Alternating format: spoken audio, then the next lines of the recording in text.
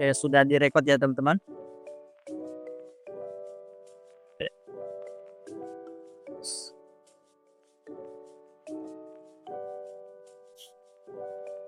Oke, untuk PAK nanti pas jiwa ya. Oh ya, untuk yang lead-lead itu ya, di lead-lead itu ya, boleh boleh nanti, kita jabarkan. Deh, kita ke analisa gas darah dulu ya. Analisa gas darah mau tidak mau kita harus menghafal di sini ya. Jadi kita harus tahu dulu nilai normalnya. Nilai normal pH itu adalah 7,35 sampai dengan 7,45. Kemudian yang kita lihat lagi adalah PCO2 ya. PCO2-nya normalnya adalah 35 sampai 45. Ini gampang teman-teman karena angkanya sama 3545, 3545. Kemudian yang kita lihat lagi adalah HCO3 ya. HCO3, HCO3 normalnya 22 sampai dengan 26. Ketika kita menemukan soal, misalnya kan kita baca pertanyaannya dulu ya untuk tips mengerjakannya. Jadi kita membaca pertanyaannya dulu. Nah, misalnya apakah interpretasi dari hasil AGD di atas. Jadi data yang kita butuhkan hanyalah data ini.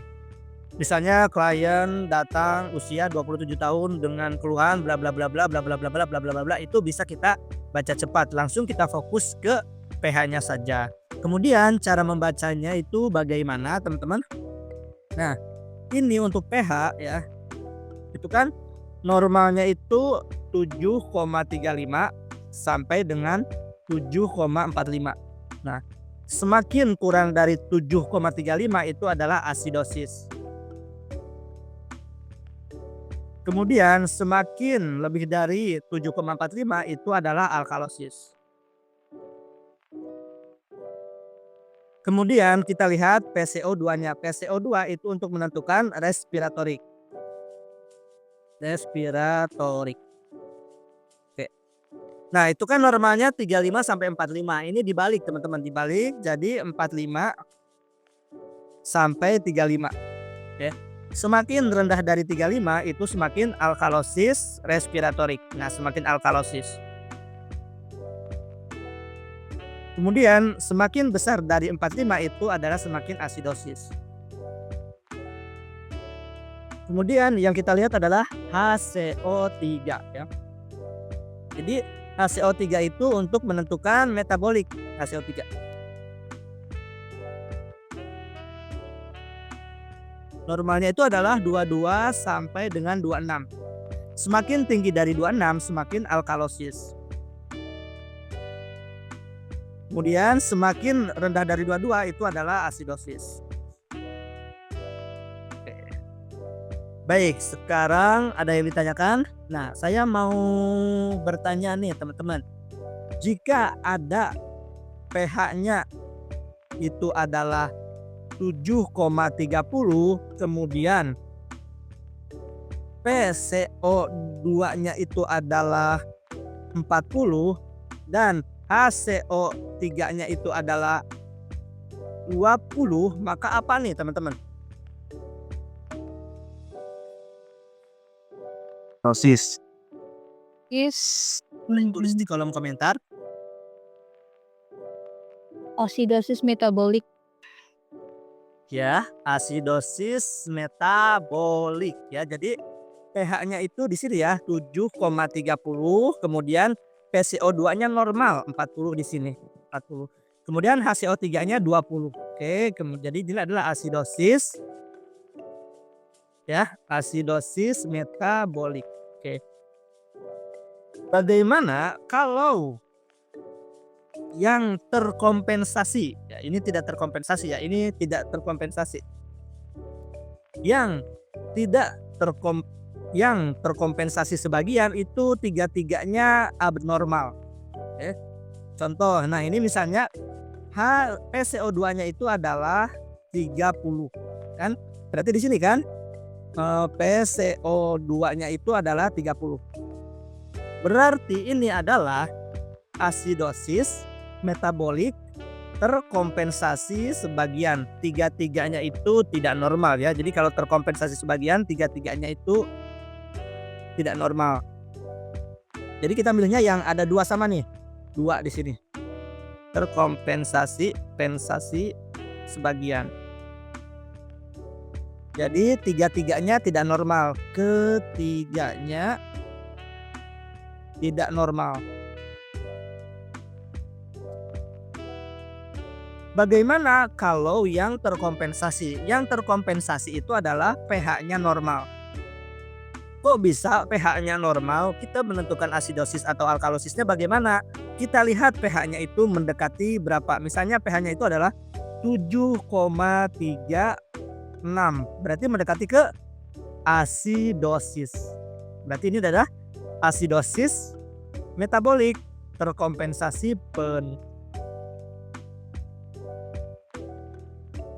Bagaimana jika PCO2-nya itu adalah 46 di sini ya. Kan ini berarti asidosis, respiratoriknya juga asidosis, metaboliknya asidosis. Berarti apa? Berarti ini adalah gangguan asidosis, metabolik, respiratorik dan metabolik ya. Respiratorik, dan metabolik. Nah ini kalau misalnya sejajar gitu kan, kalau sejajar. Nah ini kalau sejajar. Bisakah kita latihan teman-teman atau mau nulis dulu? Silahkan kerjakan. Silahkan nulis dulu.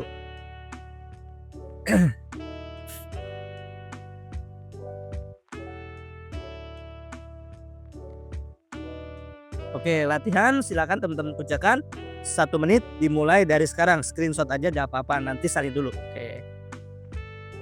Jika pH-nya di tengah-tengah itu nanti lebih dekat kemana? Lebih dekat ke alkalosis atau lebih dekat ke asidosis? Misalnya kalau di tengah-tengah itu berapa ya?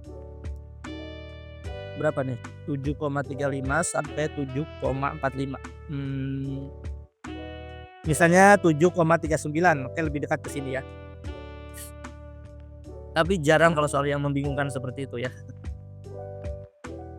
Oke ada yang menjawab C. Oke, ada yang menjawab E.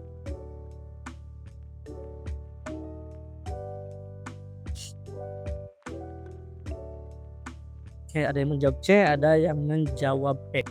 Apakah jawabannya kira-kira teman-teman? 1 menit dimulai dari sekarang. Iya, kameranya mati karena di sini mati lampu. Jadi untuk menghemat baterai, jadi kameranya saya matiin.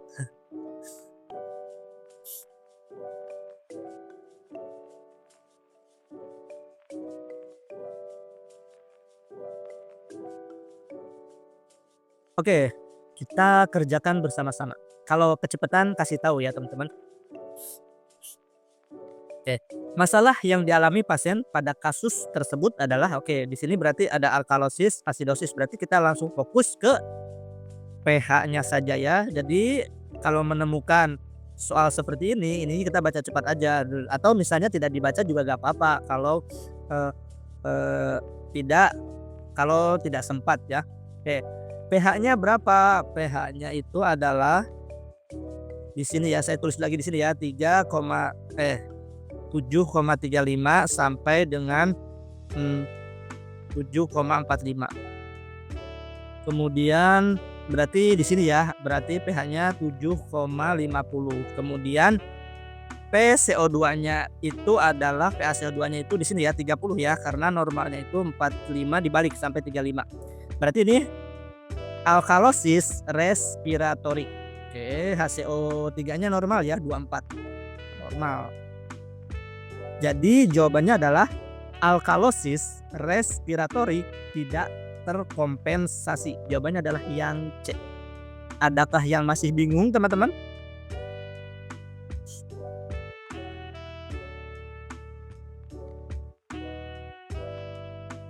Kak, kalau misalnya ada PaO2-nya gimana Kak? Ya enggak. Tadi. Gimana teman-teman? Tadi Kalau ada PaO2-nya, oksigennya bukan karbon dioksidanya itu gimana Kak? Yang ada Be-nya juga, Be+ gitu? oh itu mah untuk nanti kalau ada PaO2 mah untuk apakah mau rebreathing mask atau non rebreathing mask. Kalau kebanyakan oksigen berarti non rebreathing mask ya. Kalau kebanyakan oksigen, non Kalau kebanyakan oksigen berarti rebreathing mask. Jadi karbon dioksida yang kita keluarkan itu dihirup lagi, rebreathing mask ya. Kalau kebanyakan oksigen berarti rebreathing mask dihirup lagi ya. Itu. kalau lebih lebih dari 45 ya Kak?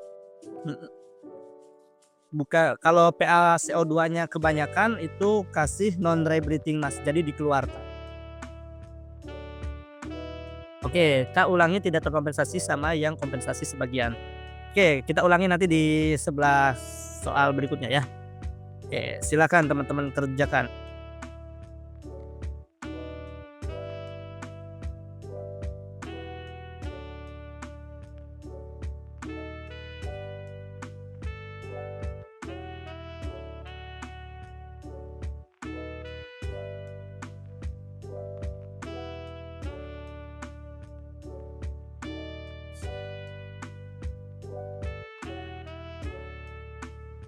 Oke, ada yang menjawab.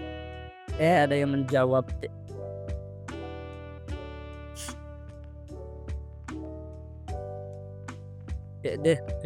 Kenapa berubah? Emang PaCO2-nya itu normal atau enggak normal kira-kira? PaCO2-nya normal atau enggak normal kira-kira teman-teman? Normal ya, itu kan tidak terkompensasi. Ya normal ya, hati-hati teman-teman, kan 35 sampai 45 ya. Ya.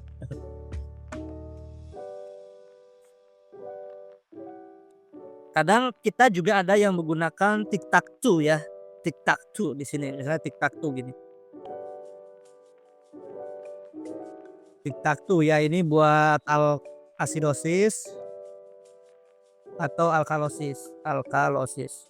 Oke. Nah, pH-nya berapa di sini? pH-nya itu adalah 7,50. Berarti di sini ya 7,50. Oke.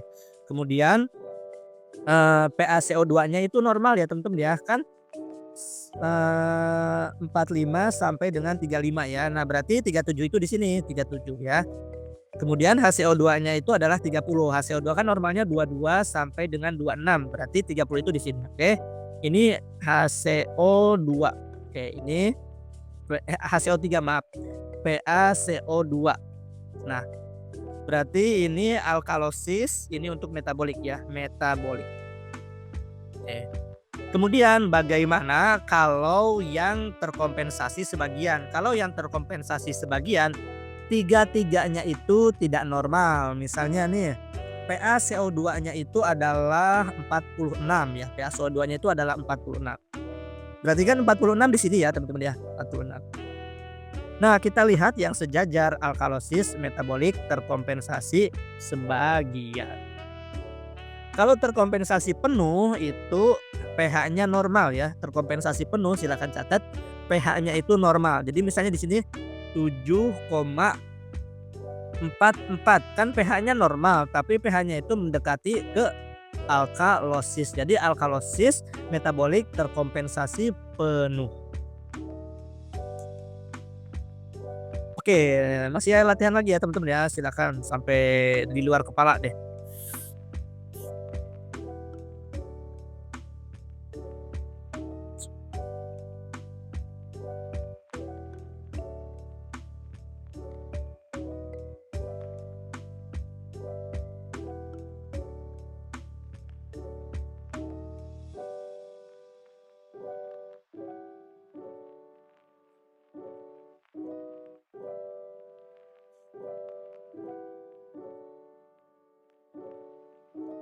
pH-nya masuk normal ya, soal nomor 2 tadi. Enggak, pH-nya enggak normal. Kan tadi di soal nomor 2 pH-nya itu adalah 7,50 ya.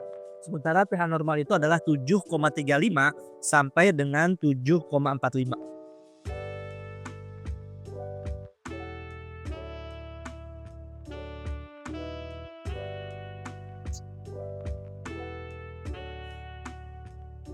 Aduh, tinggal beberapa menit lagi nih. Nanti coba saya pakai tablet aja ya, laptopnya nggak dipakai. Oke. Seorang sopir mengalami kecelakaan lalu lintas, lalu dibawa ke rumah sakit terdekat oleh warga sekitar karena pasien mengalami penurunan kesadaran. Oke, bisa kita abaikan ya. Jadi masalah kasus di atas adalah hasil analisa gas darah menunjukkan ya oke. Berarti kita tulis tic tac toe, mode tic tac toe juga boleh ya, tic tac. pH-nya berapa? pH-nya kan 7,35 sampai 7,45. Saya tulis lagi ya biar teman-teman ingat. Ini kan berarti 7,47. Oke.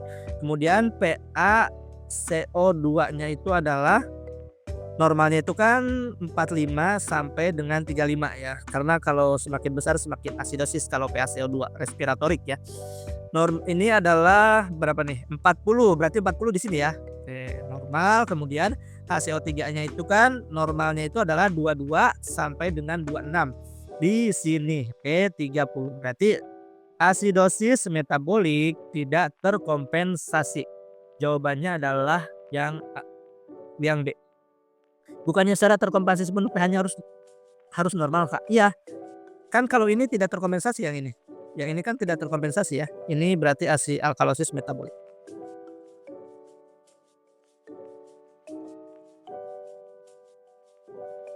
Oke.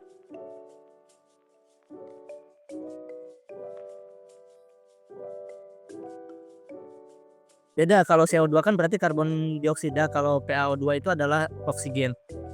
Bukannya secara terkompensasi penuh itu pH-nya harus normal ya, Kak? Iya, harus normal pH-nya. Tapi kan di sini bukan terkompensasi penuh ya. Ini semisalnya teman-teman.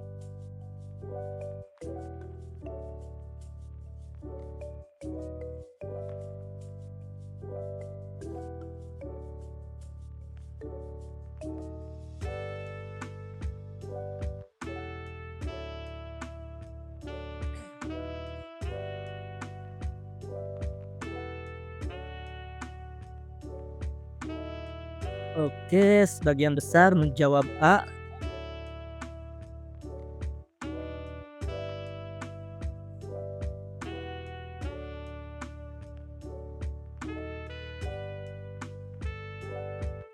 Seorang pekerja rumah tangga mengalami penurunan kesadaran karena kelelahan bekerja lalu dibawa ke rumah sakit oleh majikannya. Hasil analisa gas darah menunjukkan pH-nya 7,32. Oke, kita gambar lagi tic tac toe. Tic tac toe. Oke, pH-nya di bawah 7,35 berarti di sini 7,32. pH CO2-nya itu 48. Berarti di sini ya 48. Kan normalnya itu adalah 45 sampai dengan 35. Kemudian HCO3-nya 25. 25 itu normal ya di sini. Oke. Maka jawabannya adalah asidosis respiratorik tidak terkompensasi. Ya benar, jawabannya adalah yang A. Baik, soal berikutnya silakan teman-teman kerjakan. Teman-teman kalau terlalu cepat kasih tahu ya.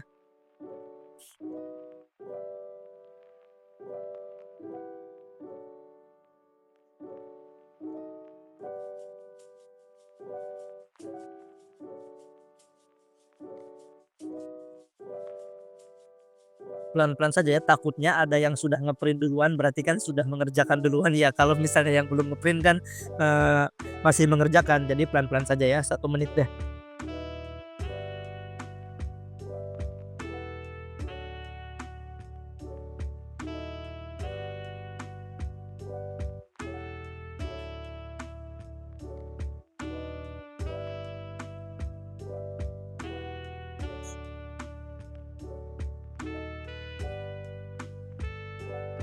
Baik, banyak yang menjawab C.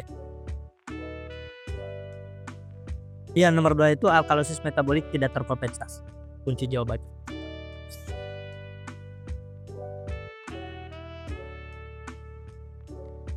Baik, seorang petani usia 50 tahun dibawa ke puskesmas terdekat karena kesadaran menurun setelah menghirup pestisida saat menyemprot. Hasil analisa gas darah menunjukkan pH 7,50. pH CO2-nya 28 dan HCO3-nya 23. Masalah utama pada kasus di atas adalah, yuk mari kita kerjakan bersama-sama teman-teman. Jadi kita bikin tic-tac-toe aja. Kalau saya sukanya bikin tic-tac-toe ya. pH-nya 7,50. Oke, alkalosis. PaCO2-nya itu 28. Berarti 28 di sini ya, teman-teman ya.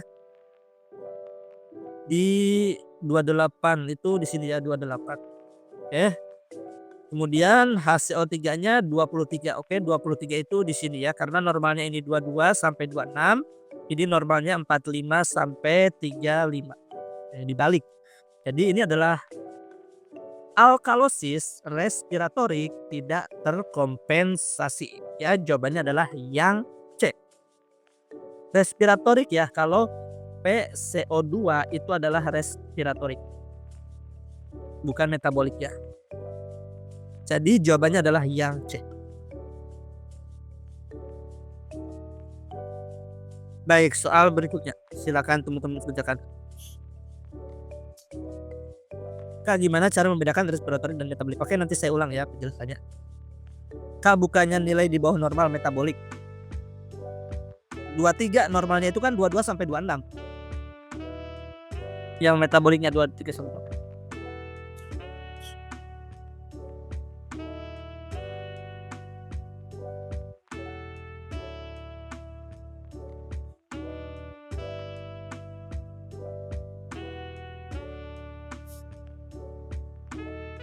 Oke, banyak yang menjawab D, pelan-pelan saja.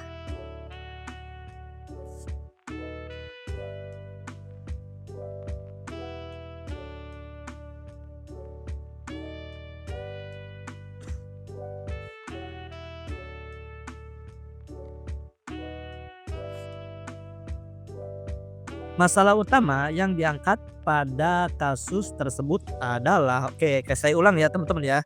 Jadi kita punya tic-tac-toe. Pokoknya teman-teman wajib ingat normalnya ya. pH normalnya itu adalah 7,35 sampai dengan 7,45. Kemudian PaCO2 itu untuk respiratorik. Nah, ini normalnya adalah 35 sampai 45, tapi kita balik ya. Jadi 45 sampai dengan 35. Kemudian ada HCO3. HCO3 ini untuk metabolik. Normalnya itu 22 sampai 26. Nah, semakin ke sebelah kanan itu semakin alkalosis. Semakin ke sebelah kiri itu adalah asidosis. Nah, seperti ini. Nah, silakan tulis teman-teman. Nah, kenapa dibalik? Karena semakin tinggi PaCO2, jadi semakin tinggi dari 4,5 itu semakin asidosis. Semakin rendah PaCO2 itu semakin alkalosis. Jadi yang ini dibalik. Nah, jadi semakin besar daripada 45, misalnya 48 itu adalah asidosis respiratorik. Oke, ini gimana nih? pH-nya 7,28. Oke, di sini ya 7,28. Kemudian HCO3-nya itu adalah 20. Oke, di sini ya 20. PaCO2-nya itu adalah 32 normal ya, kalau 32 ya di sini ya 32. Oke, maka ini jawabannya adalah asidosis metabolik. Oke, Kok normal Kak? Kan itu di bawah 35, 32. iya, maaf, benar. Saya udah benar. Terima kasih. Ini 32, berarti asidosis respiratorik terkompensasi, asidosis metabolik terkompensasi sebagian ya, karena tiga-tiganya itu adalah abnormal. Jadi yang samanya yang ini asidosis respiratorik. Jadi jawabannya yang mana nih? Asidosis metabolik ya pun. Asidosis metabolik terkompensasi sebagian, yang D. Nah, Kak mau nanya Kak, berarti kalau misalnya di dua-duanya misalnya misalnya Di asidosis. Ya. HCO3-nya 28, berarti asidosis gitu, respiratorik gitu ya. Kalau dua-duanya Misalnya ini di sini. Jadi kalau ini di sini misalnya 28 gitu ya. ya. Ini sih sepertinya tidak ada ya, tidak ada. Kecuali kalau HCO3-nya itu adalah 48. Nah, ada yang di kolom komentar, Kak menanyakan misalnya PCO2-nya dan HCO3-nya sama-sama asidosis dan pH-nya juga asidosis, itu gimana?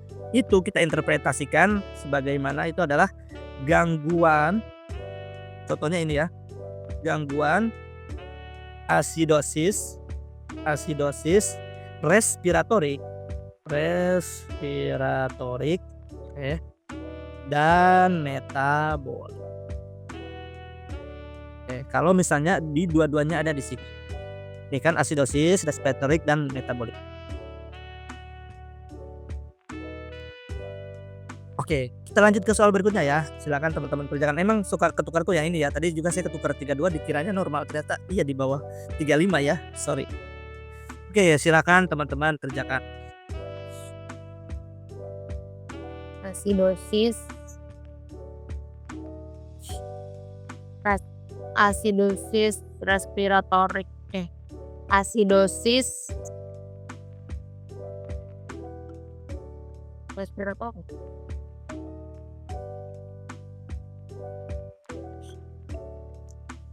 Nanti kan kita pas ujian nanti boleh membawa maksudnya dikasih kertas ya sama pensil ya. Jadi bisa dicoret-coret ya.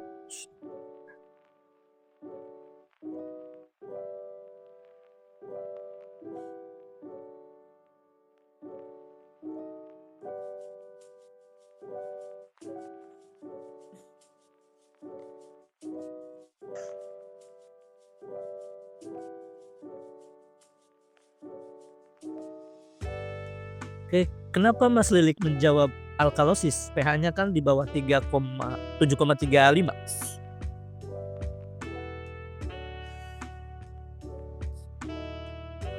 Kakak mau nanya itu tentang yang soal yang sebelumnya itu kan ada yang nggak normal kan PCO2 sama HCO2-nya. Kok bisa menentukan untuk metabolik atau respiratory gimana itu, Kak?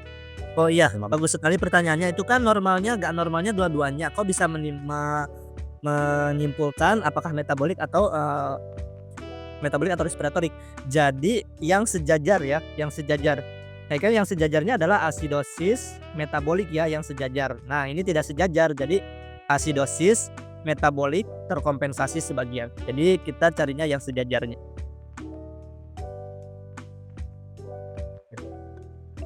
Terima kasih. Oke, sama-sama. Kak, sejajar maksudnya itu kan sejajarnya di asidosis, Kak. Maksudnya yang metabolik atau respiratorik itu bagiannya mana? Kan sebelah sana respiratorik. Nah, ini kan respiratorik nih, respiratorik. PaCO2-nya respiratorik. HCO2-nya itu untuk metabolik. Nah, ini yang metaboliknya itu ada di asidosis. pH-nya juga ada di asidosis, berarti asidosis metabolik gitu.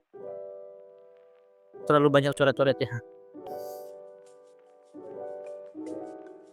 Jadi kita latihan lagi. Kalau ini kan takutnya udah yang sudah mengerjakan, sudah ngeprint ya. Nanti coba saya akan ada kuis lagi. Oke, apapun masalah yang dialami pasien adalah harusnya ini interpretasi AGD ya. Oke, kita bikin lagi kotak tik-tak tuh ya. Semakin sering kita mengerjakan, semakin terbiasa ya. Oke, pH-nya itu normalnya adalah 7,35 sampai dengan 7,45. Ya, ada tuh PCO2 marker untuk respiratory, HCO3 untuk marker metabolik. Nah, ini 7,32 ya, berarti di sini 7,32. Sorry, lagi batuk. Ini semakin ke sini semakin asidosis. Ini semakin alkalosis. Oke. Kemudian kita marker dari respiratorik adalah PaCO2 ya. Ini untuk respiratorik. Normalnya adalah 35 sampai 45, tetapi semakin tinggi PCO2 semakin asidosis, jadi kita balik aja 45 sampai 35. Kemudian HCO2-nya itu adalah untuk metabolik. Bolik itu adalah 22 sampai dengan 26. Nah, semakin ke sini semakin alkalosis, semakin ke sini semakin asidosis. Oke. Nah, ini pH-nya asidosis, kemudian PCO2-nya itu adalah asidosis juga ya di sini ya 48. Kemudian HCO3-nya adalah 25. 25 normal ya. 25 normal.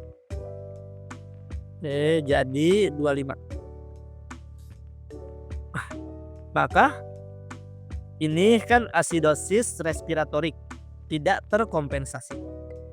Kalau yang terkompensasi itu tiga-tiganya itu yang terkompensasi sebagian ya, tiga-tiganya tidak normal. Misalnya ini HCO2-nya 27 ya. Nah, ini kalau yang terkompensasi sebagian itu tiga-tiganya tidak normal. Bagian tiga-tiganya tidak normal. Mesti terkompensasi tiga-tiganya tidak normal. Tidak normal. Ya, saya matiin kameranya ya teman-teman ya, karena di sini mati lampu. Jadi untung udah dicas tadi. Tapi kan sekuat-kuatnya ngecas takutnya keburu mati. Oke, silakan teman-teman kerjakan soal berikutnya.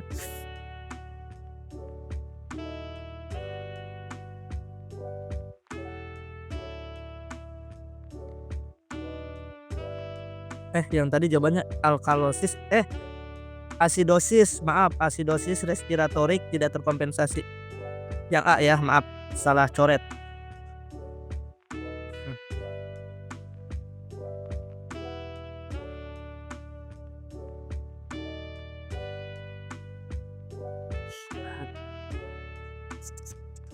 Oke, nanti setelah ini saya ada kuis dengan terkompensasi penuh ya.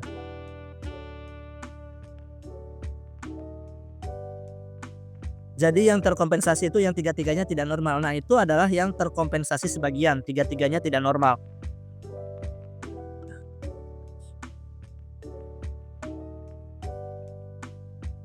Yuk kita bahas. Masalah utama pada kasus di atas adalah kita buat kotak tic-tac-toe. Oke. pH-nya 7,30 berarti di sini ya 7,30.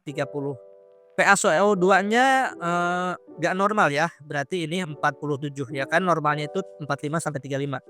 Kemudian HCO3-nya juga tidak normal. Nah, itu berarti di sini ya 28.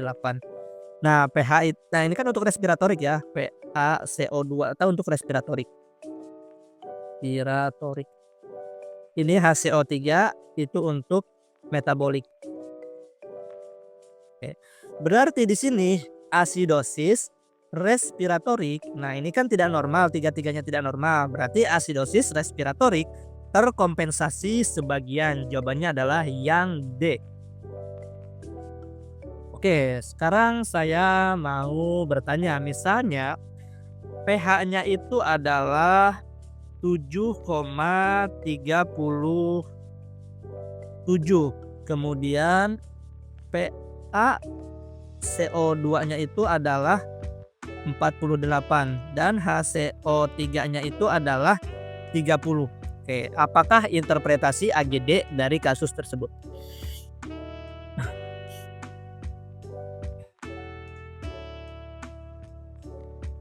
Asidosis respiratory terkompensasi penuh. Iya, benar ya. Terkompensasi penuh ya. Tandanya terkompensasi penuh itu adalah pH-nya itu normal ya. Jadi pH-nya kan normal di sini. pH kan 7 sampai 7,35 sampai 7,45 ya. Nah, pH-nya kan di sini 7,37 kan. Nah, kemudian PaCO2-nya 48. Kemudian ininya 30. Nah, ini bagaimana menentukan asidosis atau alkalosis kalau pH-nya normal? Lihat yang mendekatinya kemana ya, mendekati ke 7,35. Oke, berarti asidosis respiratorik terkompensasi penuh.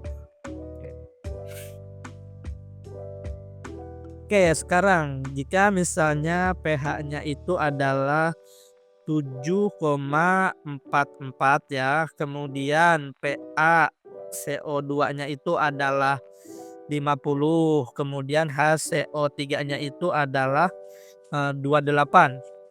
28 angkanya.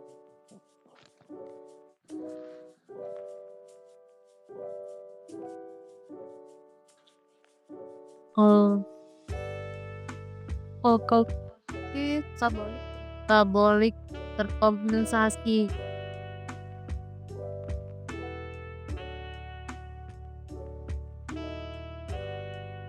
Oke. Udah di silent semuanya.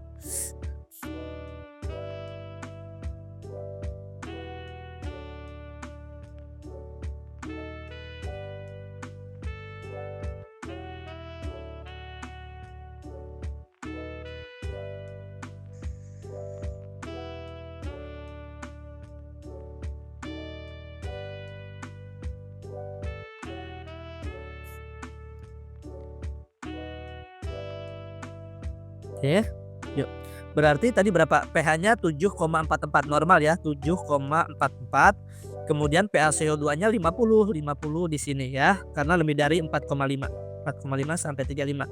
Kemudian HCO3-nya 28. Oke, yang sejajar berarti di sini alkalosis metabolik terkompensasi penuh, mana nih 50. Oke. Ada yang ditanyakan dari hasil AGD? Sebenarnya sih ya teman-teman, kalau ujian yang umum ya, maksudnya ujian yang mencangkup semua materi itu hanya ada asidosis respiratorik, alkalosis respiratorik, kemudian asidosis metabolik, kemudian ada alkalosis metabolik. Harusnya seperti ini ya. Kalau membuat soal buat yang banyak gitu kan, kita ada KM, ada maternitas juga, ada anak juga, ada jiwa juga. Jadi jangan sampai terlalu terkompensasi sebagian atau terkompensasi penuh. Jadi disarankan, dianjurkan membuat soalnya seperti itu. Oke, lanjut kita ke EKG. EKG kita lebih ke pemasangannya aja ya, pemasangan sama nanti menghitung nadi ya, cuma soalnya kayaknya nggak ada deh, nanti saya kasih kuis aja cara menghitung nadi melalui EKG ya. EKG itu ada V1 ya, V2, kemudian V3, V4, V5, dan V6. Oke. V1 itu ditempatkannya di mana? Silakan tulis bareng-bareng teman-teman. Di sela iga keempat sternal kanan. Kemudian V2 itu adalah di sela iga keempat sternal kiri. Nah, sebelum memasang V3, kita masang dulu V4. V4 itu adalah di sela iga kelima sternal kok sternal sih, mid clavicula. Nah, baru V3 karena di antara V2 dan V4. Kemudian V5 ya sela iga kelima ya, sela iga kelima atau sejajar V4 ya. Sejajar V4 ini aksila anterior ya, jadi di depan ketiak anterior. Kemudian V6 itu masih di sela iga kelima itu atau sejajar V4 ya, sejajar V4 di mid aksila. Nah, seperti ini teman-teman. Kemudian cara menghitung nadi berdasarkan EKG ya. Jadi menghitung nadi dari EKG sini nih.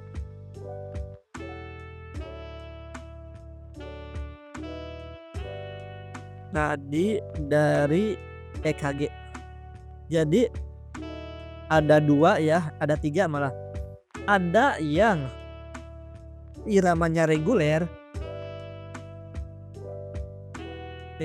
itu adalah bisa menggunakan kotak besar ya, bisa menggunakan kotak besar. Jadi kalau yang menggunakan kotak besar itu 300 dibagi dengan kotak besar dari R ke R ya. Atau kalau misalnya si puncak PQRS-nya itu nggak pas di kotak besar, kita bisa menggunakan kotak kecil ya. Jadi 1500 dibagi dengan kotak kecil dari R ke R.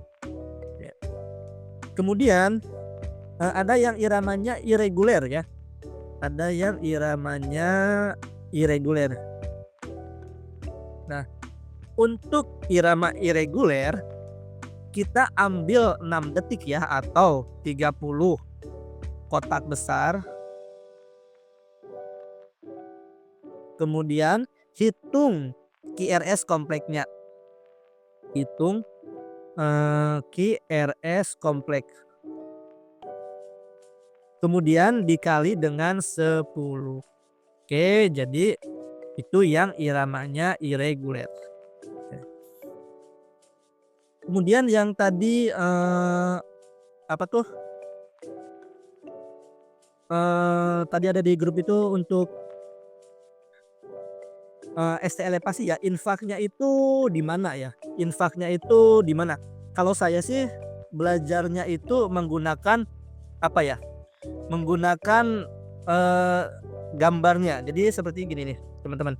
Kan ini kita ada kanan, ada kiri ya. Ini yang di ekstremitas ya. Kemudian ada di kaki. Oke. Nah, ini adalah lead 1. Lead 1. Kemudian ini adalah lead 2. Kemudian ini adalah lead 3. Oke. Kemudian ada lagi nih yang di sini adalah AVR. Jadi ke right, ke kanan ya. AVR. Kemudian ini adalah AVF ya. AVL, sorry, AVL. Kemudian ini adalah AVF. Oke. Nah, ini adalah daerah lateral ya teman-teman ya. Ini adalah daerah lateral. Ini lateral. Ini ke sini. Lateral. Kalau ini adalah inferior. Kalau misalnya ada ST alipasi di lead 1 dan yang mengarah ke sini mana lagi? AVL. AVL itu adalah di lateral jantung.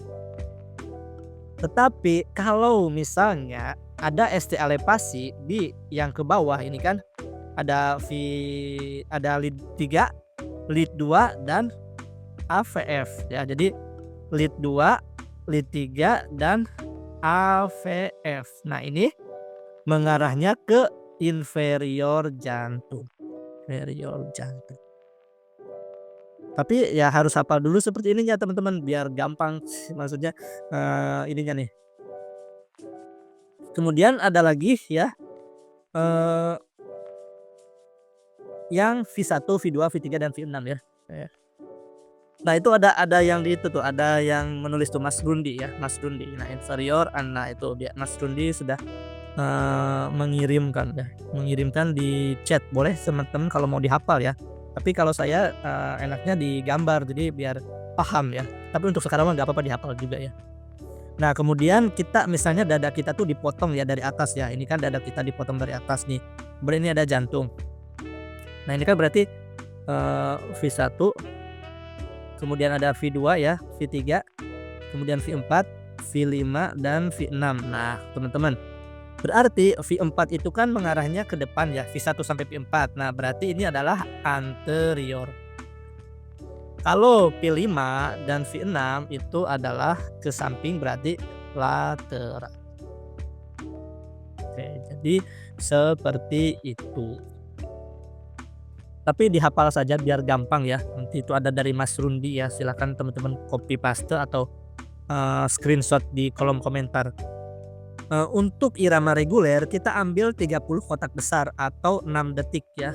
6 detik kemudian hitung QRS kompleknya. QRS komplek tuh yang puncak-puncak itunya yang kayak rumput-rumputnya, yaitu adalah QRS komplek. Hitung QRS kompleknya. Kalau misalnya QRS kompleknya ada 6 ya tinggal 6 kali 10. Mungkin misalnya QRS-nya ada 7 ya 7 dikali 10. Seperti itu ya. Kalau yang irregular. Oke, silahkan teman-teman kerjakan. Oh ya, kalau P7 sama P9 itu jarang ya kita memasangnya ya. Kayaknya selama saya dinas tuh nggak pernah memasang jarang V7 ya. V7. Nggak pahamnya yang mana? Nggak pahamnya yang irregular.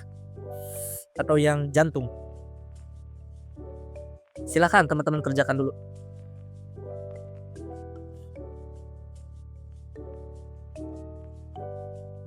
Sebenarnya sih enggak ya, kalau koma ada ya. Maksudnya belum menemukan interpretasi EKG.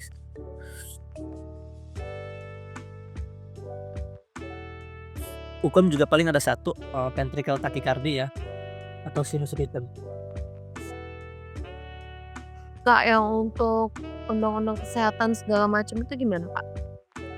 Nah itu saya juga belum ini nih, tapi kayaknya pernah ada di grup deh yang dikirim sama Kak Dwi Indra deh.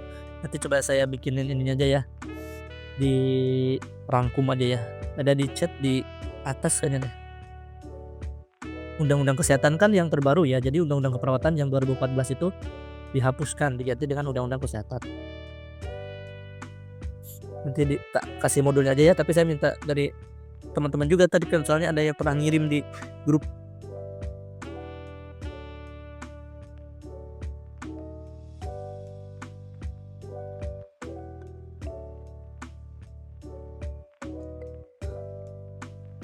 Oke.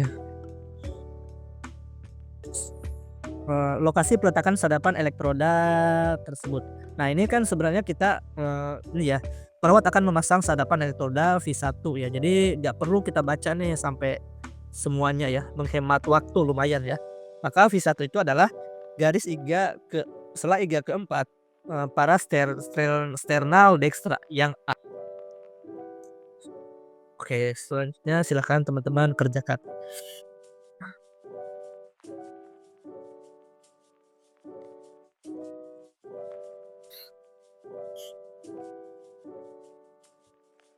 Oke, hati-hati teman-teman, jangan terburu-buru. Sudah memasang V4, pasang apa?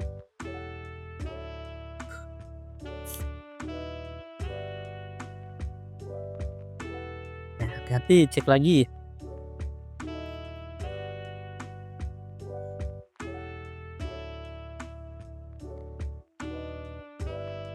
Wah, alhamdulillah nyala lampunya nih. Nyala lampunya.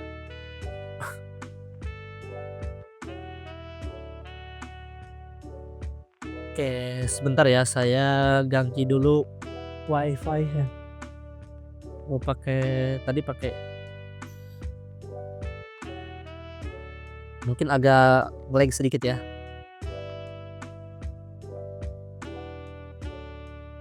Belum baru nyala, jadi belum ada wifi-nya. Oke. Di manakah lokasi peletakan sadapan elektroda berikutnya? Oke, di sini pilihan, maksudnya pertanyaannya hanya ada di kalimat terakhir. Perawat sudah memasang sadapan elektroda V4 ya. Oke, V4 kadang kita mikirnya ya udah kalau sudah V4 kita pasang V5 ya, tapi ternyata harusnya pasang V3 dulu. Kenapa? Karena V3 itu adalah di antara V4 dan V2. Jadi jawabannya adalah yang C. Baik, soal berikutnya. Silakan. Sebentar, Kak, capture dulu. Oh, boleh.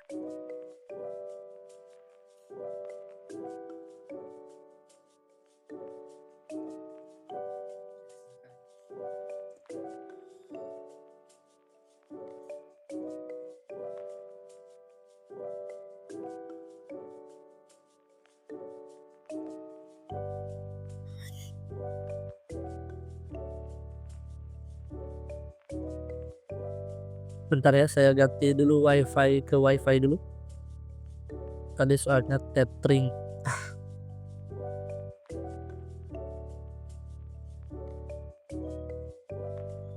Tapi belum muncul ya.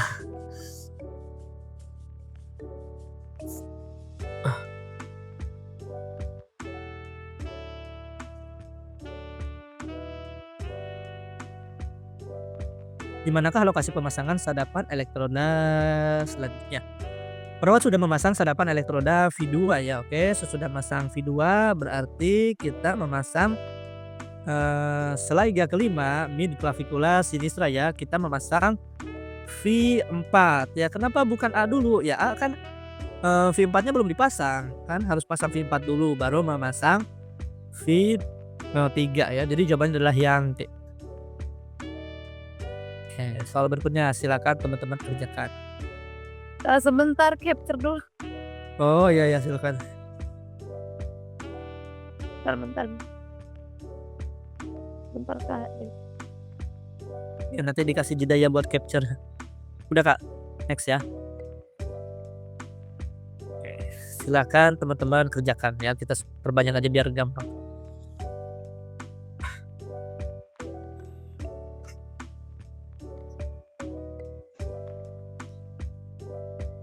Ada yang menjawab B.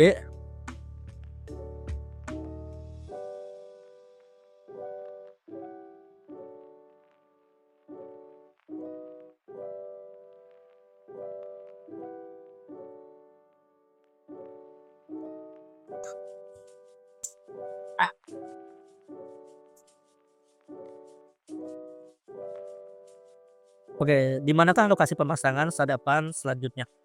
Perawat sudah memasang sadapan elektroda V1 pada perikordial. Berarti kita pasang V2. V2 itu adalah ICS keempat garis parasternal sinistra ya di sini ya. Ini adalah untuk V2.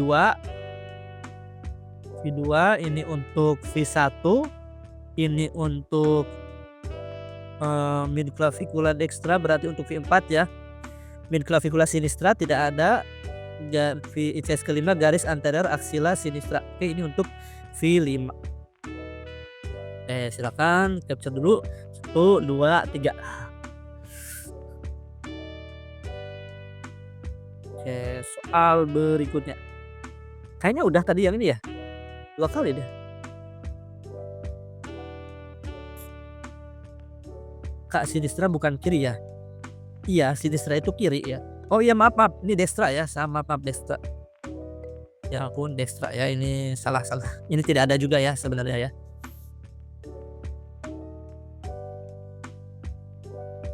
Ya, tidak ada juga.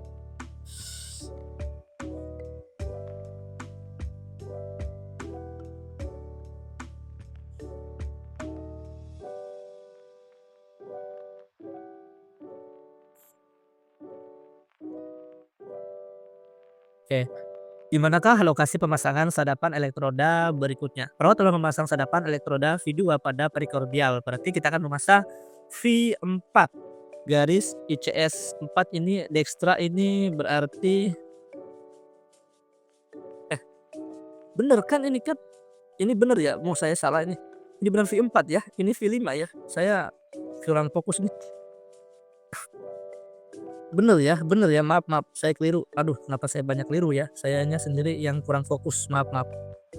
Iya, ini bener ya, ini adalah V4, maaf, ini adalah V5. Oke, maaf. Ini sinistra. Kok saya malah bingung ya?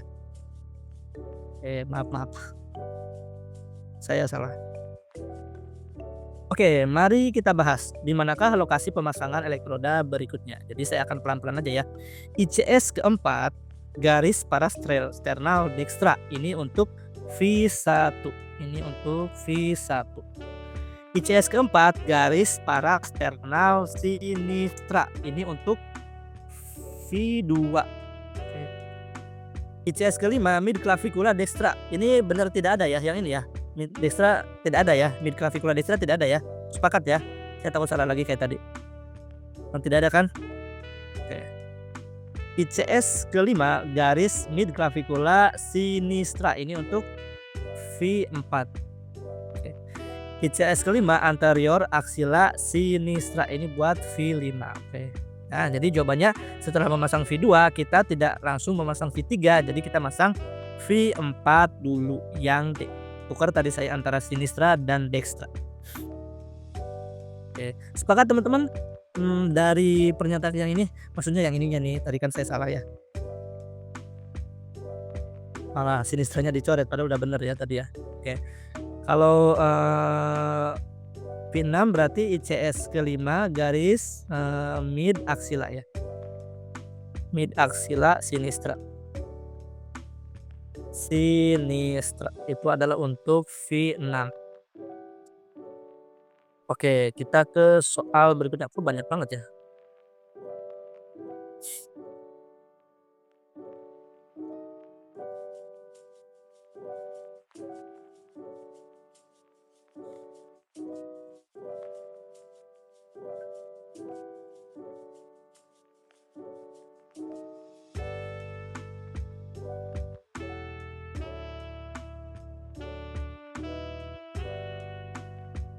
Di manakah lokasi pemasangan sadapan V3 yang tepat? Ya benar ya, di antara V2 dan V4. Oke, mari kita bahas satu persatu ya.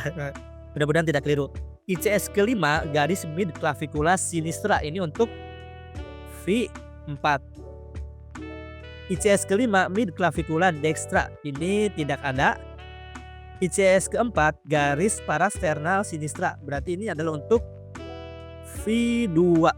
Oke, ICS keempat garis parasternal dextra ini untuk V1. Oke. Sepakat teman-teman? Ya, oke, sip. Mudah-mudahan tidak keliru lagi, takutnya membuat teman-teman bingung. Oke, silahkan soal berikutnya.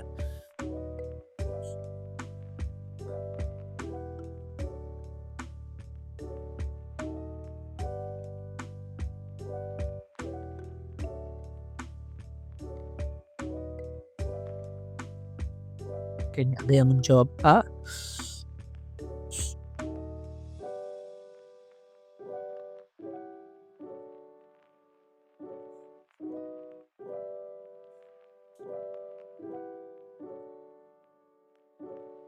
Nah, di manakah lokasi pemasangan sadapan elektroda selanjutnya? Oke, berarti perawat telah memasang sadapan elektroda V3 pada perikardial. Berarti kita memasang V5 ya teman-teman ya, karena V4 itu sudah terpasang.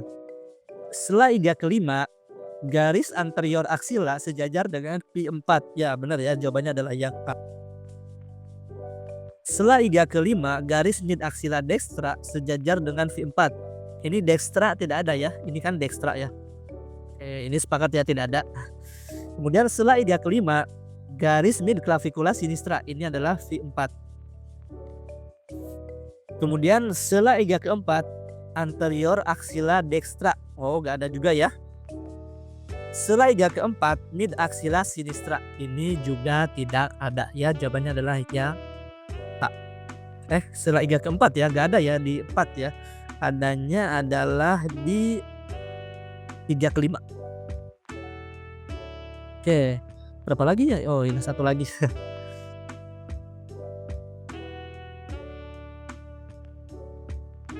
Oke, Kak, kenapa jawabannya A? Karena kan kita sudah memasang V3 ya. Kalau V3 itu V3 itu adalah di antara V2 dan V4. Oke. Nah, berarti V4-nya otomatis sudah terpasang ya. Sudah terpasang. Berarti kita akan memasang V5. Ya. Kalau V6 itu mid aksila. Oke, silakan teman-teman kerjakan.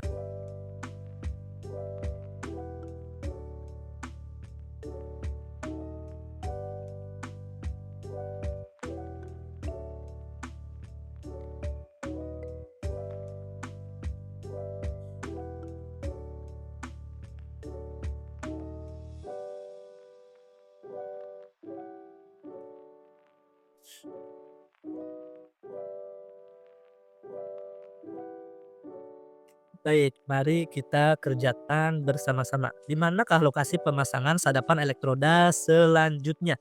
Perawat telah memasang sadapan elektroda V5, berarti selanjutnya adalah V6. Oke, berarti V6 itu adalah setelah iga kelima, mid aksila sinistra ya. Jawabannya adalah yang D. Oke, setelah iga kelima, mid clavicula sinistra itu adalah untuk V4. Setelah iga kelima, anterior aksila dextra tidak ada. Setelah iga keempat, anterior aksila dextra juga tidak ada. Setelah iga kelima, mid aksila sinistra. Nah, ini untuk V6 ya. Tadi ada yang bertanya V6, jawabannya adalah di setelah iga kelima, mid aksila sinistra.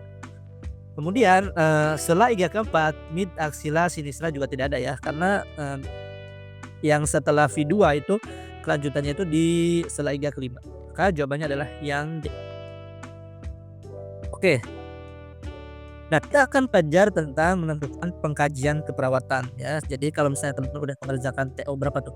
TO 4, kemungkinan soalnya juga ada ya di sana. Apalagi misalnya teman-teman sudah pernah ikut live membahas tryout, mungkin sudah pernah melihat soalnya.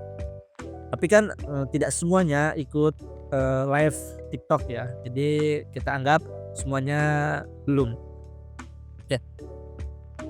Pengkajian keperawatan, jadi ini aktivitas pengumpulan data tentang status kesehatan secara sistematis, menyeluruh, akurat, singkat, serta berkesinambungan ya. Jadi ada inspeksi ya, inspeksi atau melihat, kemudian palpasi, kemudian ada perkusi ya, ada perkusi, dan ada auskultasi. Kalau misalnya ditemukannya itu di misalnya ronhi itu pada saat apa teman-teman kalau ronhi? Ronhi Magapak. Ronhi itu saat auskultasi ya, benar ya, gapak. Kalau misalnya sonor. Sonor. Ya, sonor itu saat perkusi ya. Jadi perkusi norma pub itu adalah sonor. Kalau misalnya yang ada tension pneumotorak berarti hipersonor. Kalau misalnya dullness itu untuk apa teman-teman, dullness?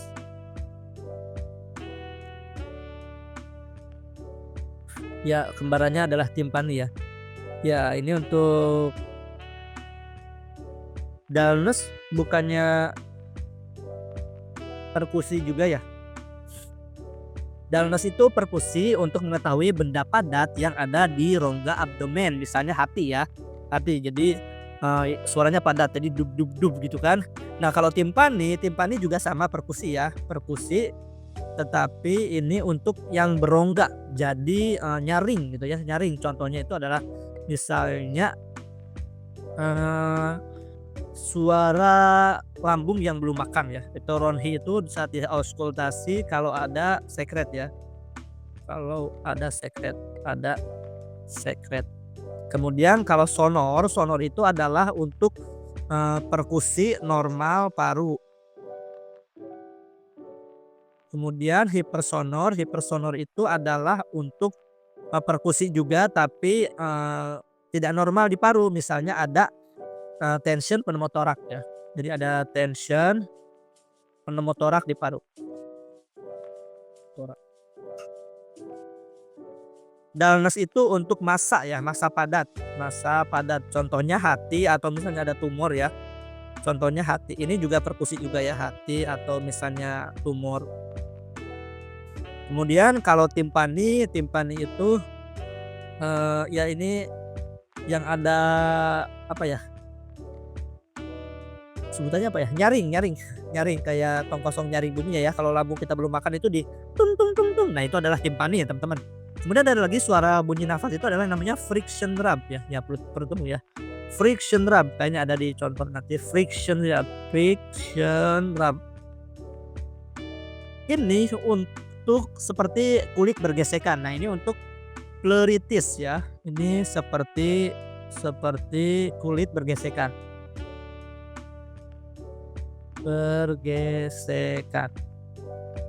Jadi ini pada pleuritis ya. Pleuritis atau infeksi pada pleura. Pleura kan ada pleura visceral dan pleura varietal ya, yang menempel ke paru-paru dan yang menempel ke rongga toraks. Jadi kalau ada infeksi berarti kayak ada sek seperti kulit bergesekan ya. Oke, soal berikutnya silakan teman-teman kerjakan ya, baru dibahas tadi. Hujan maksudnya.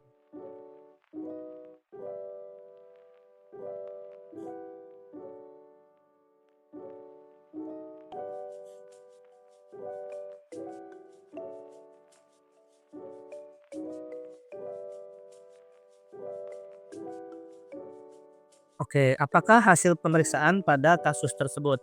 Seorang laki-laki berusia 40 tahun dirawat di ruang penyakit dalam dengan keluhan sesak nafas. Hasil pengkajian tekanan darah 130/80 mmHg. Nadinya 88 kali per menit. Nafasnya 24 kali per menit. Rongsen torak menunjukkan adanya pleuritis dextra. Saat ini perawat melakukan pemeriksaan fisik paru pada tahap auskultasi. Oke, Ronhi itu kalau ada sekret ya, tapi di paru-parunya. Kemudian berarti ini ada sekret di paru-paru. Di paru-paru. Kalau vesikuler itu suara normal paru ya, normal paru. Tapi pas di auskultasi. Di auskultasi. Wheezing itu karena penyempitan saluran nafas. Saluran nafas. Bronchial itu suara normalnya bronchi ya, jawabannya adalah yang friction rate. Oke, soal berikutnya. Silahkan teman-teman. Bentar. Oh ini CSS. Silakan 1, 2, 3 scratch. Oke, silakan.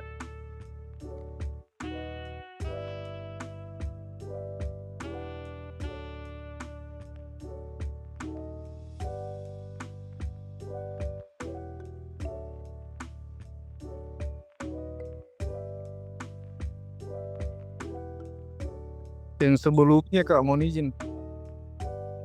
Ini screenshot. Kan? Bukan sebelumnya lagi Kak, sorry. Ya oke. Crack. Oke.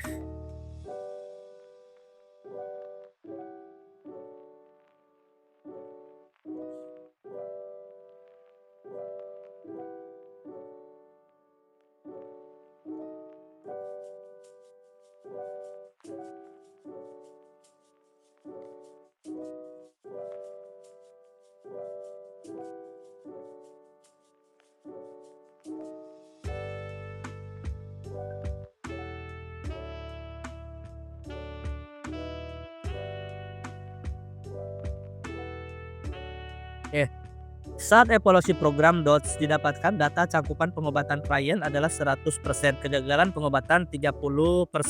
Saat wawancara sebagian besar keluarga berkata, kami sudah tidak batuk lagi sehingga obat tidak kami minum. Apakah data yang harus dikaji lebih detail pada kasus tersebut? Nah ini masuk ke pengkajian ya. A. Lama minum obat. B. Cakupan pengobatan. D. Penyebab kegagalan pengobatan. D. Keyakinan terhadap klien terhadap pengobatan. Atau E. Penyebab tidak melanjutkan pengobatan. Oke, jadi misalnya ini nih, di sini nih teman-teman fokuskan.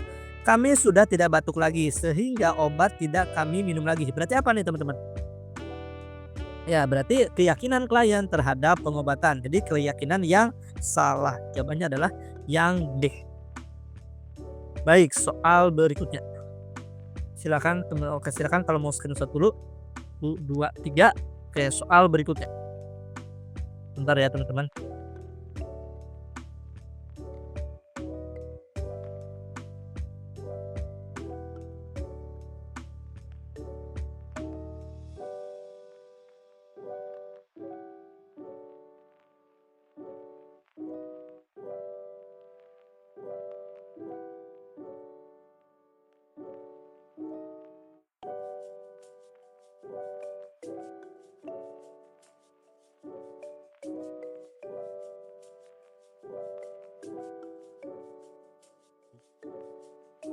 Perawat melakukan pengkajian di suatu RW dengan membuat peta lingkungan dan menggambarkan lokasi tempat berkumpulnya warga, fasilitas ibadah, tempat bermain anak, sekolah, serta lingkungan yang beresiko menimbulkan masalah kesehatan di masyarakat.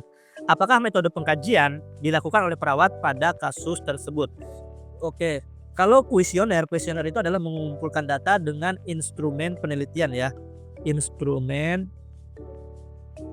penelitian atau instrumen kuesioner.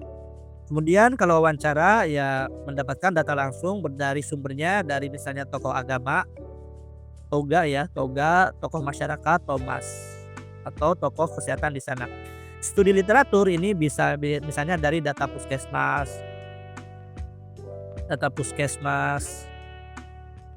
Kemudian ada data Dinkes ya, data Dinkes.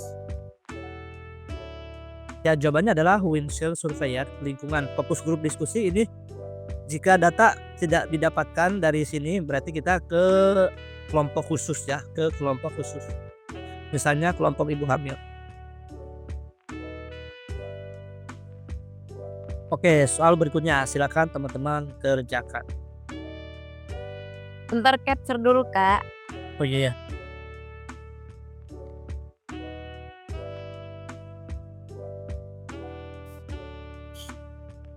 Oke, silakan.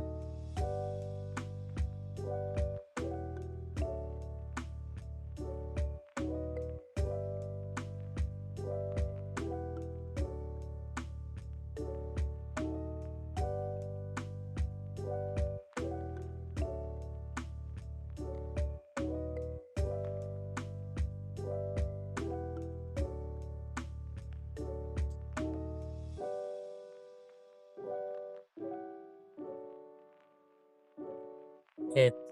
Apakah pengkajian lanjutan pada kasus tersebut? Hasil pengkajian di suatu posyandu lansia didapatkan keluhan terbanyak nyeri perut kiri atas. Kader mengatakan lansia menganggap hal tersebut adalah biasa dan memiliki kebiasaan makan tidak teratur. Apakah pengkajian lanjutan pada kasus tersebut?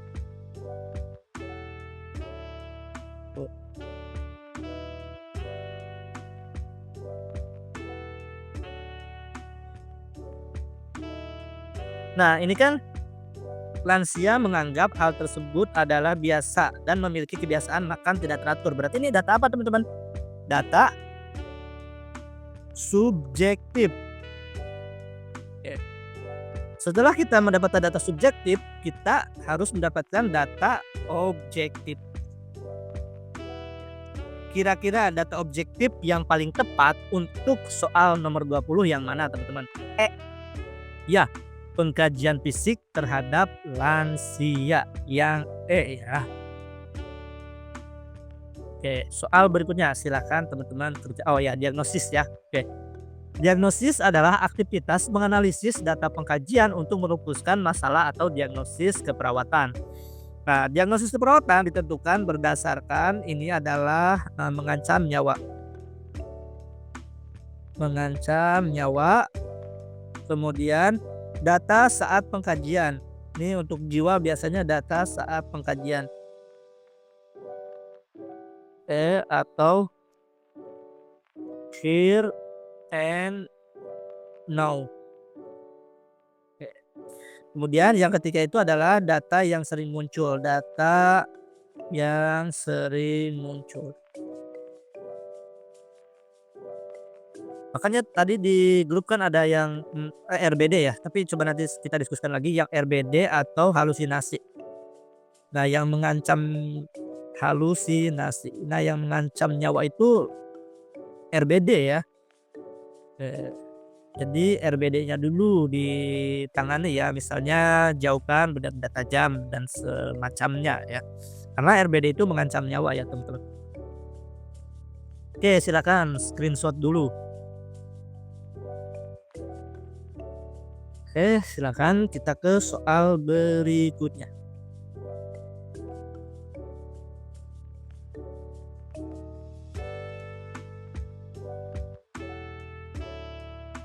Gampang ya ini ya. Oh ya, ada ininya, ada. Ya, ada hasil AGD-nya ya. Kira-kira interpretasi AGD-nya apa nih, teman-teman, soal yang ini?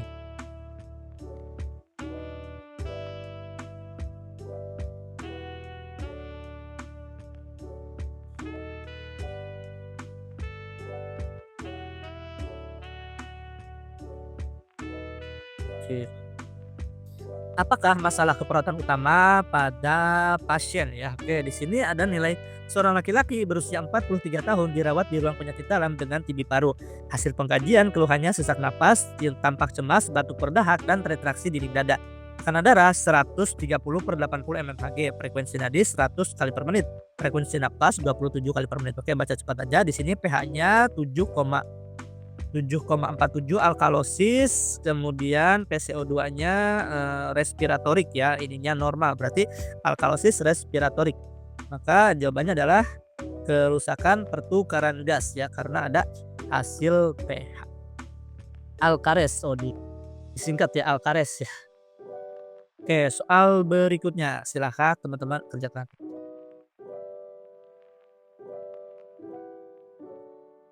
Nanti ke diagnosa dulu ya. Oke.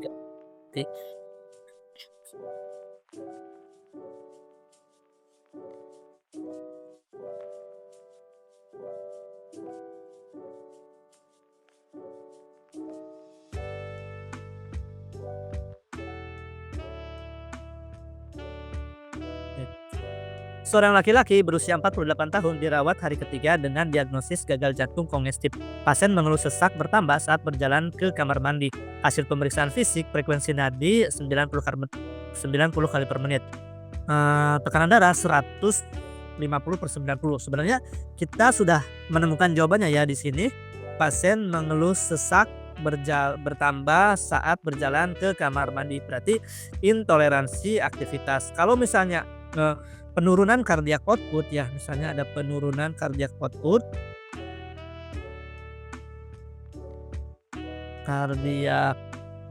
ya, itu ditandai dengan adanya peningkatan jugularis vena pressure di sini ya. Jadi adanya peningkatan JPP, peningkatan jugularis vena pressure, kemudian edema ekstremitas.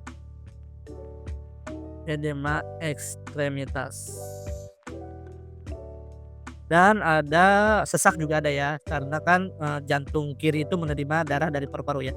Sesak juga ada ya. Jadi kalau ini penurunan cardiac output, silakan teman-teman screenshot dulu. Ini jawabannya adalah intoleransi aktivitas. Nanti untuk ke diagnosa kalau udah selesai semua saja ya. Oke, soal berikutnya.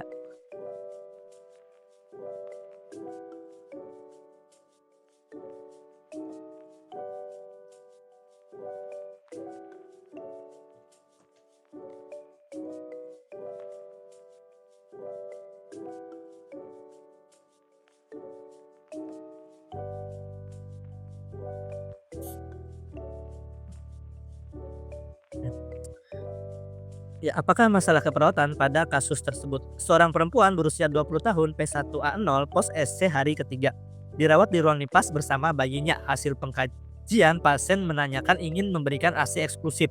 Refleksi bayinya baik, peletakan ibu dan bayi saat menyusui sudah tepat dan terlihat gerakan menelan. Apakah masalah keperawatan pada kasus tersebut? Oke, nah ini adalah contoh dari diagnosis sejahtera ya. Kenapa? Ini kan udah rooming in ya teman-teman, udah bersama bayinya. Hasil pengkajian pasien mengatakan ingin memberikan ASI. Kemudian refleksi bayinya juga baik, dan perlekatan ibu dan bayi saat menyusuinya juga sudah tepat. Berarti kesiapan menyusui atau diagnosa sejahtera ya. Sejahtera. Jawabannya adalah yang A. Baik, soal berikutnya silakan teman-teman kerjakan.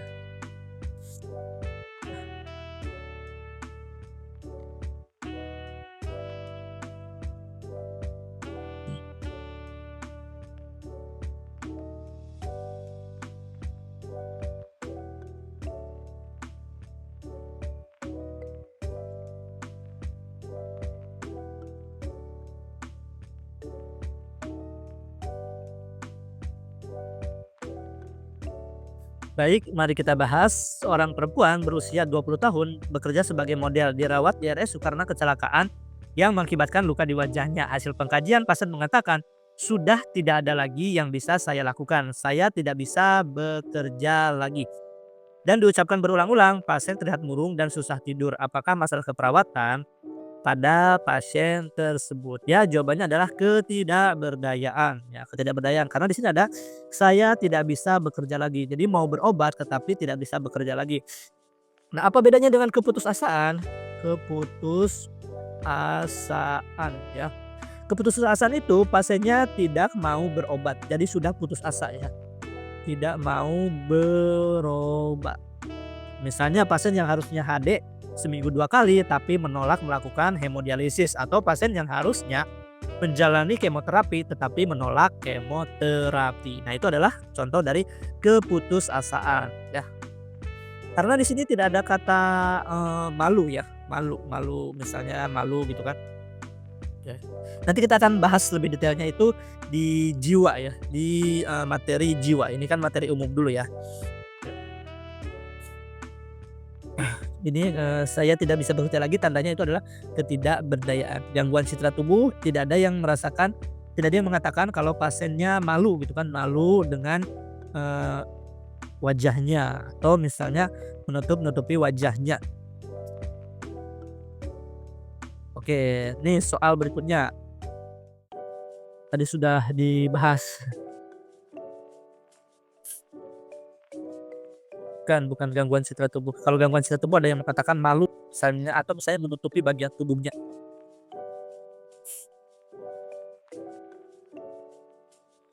Oke, apakah masalah keperawatan pada kasus tersebut? Seorang laki-laki berusia 24 tahun menjalani hemodialisis di RSU sejak 5 tahun lalu. Hasil pengkajian, pasien mengatakan merasa bosan dengan berbagai pengobatan yang sudah dilakukan, tetapi kondisinya tetap seperti ini. Pasien menolak untuk dilakukan hemodialisis selanjutnya. Oke, berarti menolak untuk dilakukan terapi. Berarti yang sudah tadi dibahas ya, itu adalah keputusasaan. Jadi itu cara membedakan antara keputusasaan dan ketidakberdayaan. Oke. Oke, silahkan ke soal berikutnya.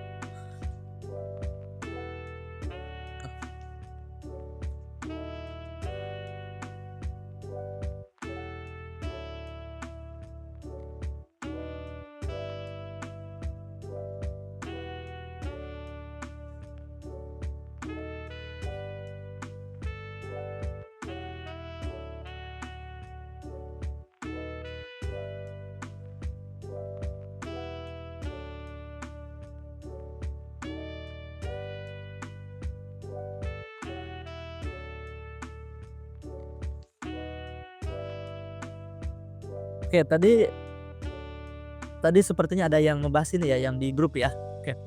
Hasil pengkajian di suatu desa ditemukan data peningkatan 10% kasus tuberkulosis ya. 70% keluarga prasejahtera, 60% merasakan adanya gejala penyakit, 50% keluarga bekerja sebagai buruh, dan 50% penderita sulit meluangkan waktu untuk memeriksakan kesehatannya. Apakah diagnosis keperawatan pada kasus tersebut? Oke, kita bahas satu persatu ya. Perilaku kesehatan cenderung beresiko. Nah, ini itu ada maladaptif ya, ada data maladaptif tetapi belum terjadi masalah. Belum terjadi masalah. Kemudian ketidakefektifan pemeliharaan kesehatan ini sudah terjadi masalah.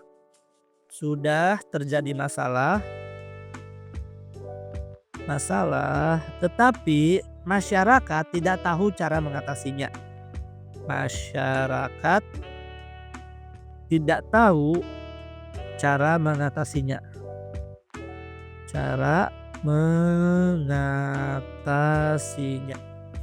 Oke, kemudian kesiapan meningkatkan manajemen kesehatan, ini datanya positif semua teman-teman. Ini datanya positif. Jadi siap gitu kan, misalnya 90% ibunya memeriksakan ANC, kemudian 90% anaknya mendapatkan ASI eksklusif. Nah, itu adalah kesiapan meningkatkan manajemen kesehatan. Kemudian kalau ketidakefektifan manajemen kesehatan ini sudah tahu udah terjadi masalah ya. Jadi sudah terjadi masalah.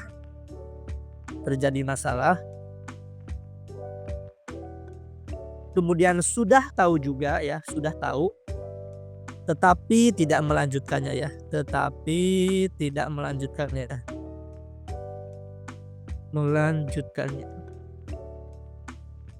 Nah, ini defisiensi kesehatan komunitas. Ada satu atau lebih masalah ya. Jadi ada 10% kasus baru tuberkulosis, kemudian 60% merasakan adanya gejala penyakit, kemudian 50% penderita sulit meluangkan waktu untuk memeriksakan kesehatannya. Silakan teman-teman tulis dulu atau misalnya mau screenshot boleh.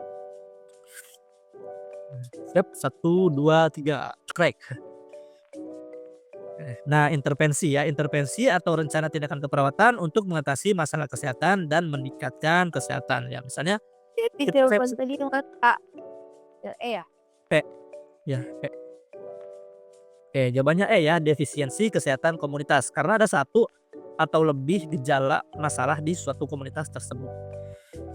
Oke, rencana tindakan keperawatan itu tidak hanya misalnya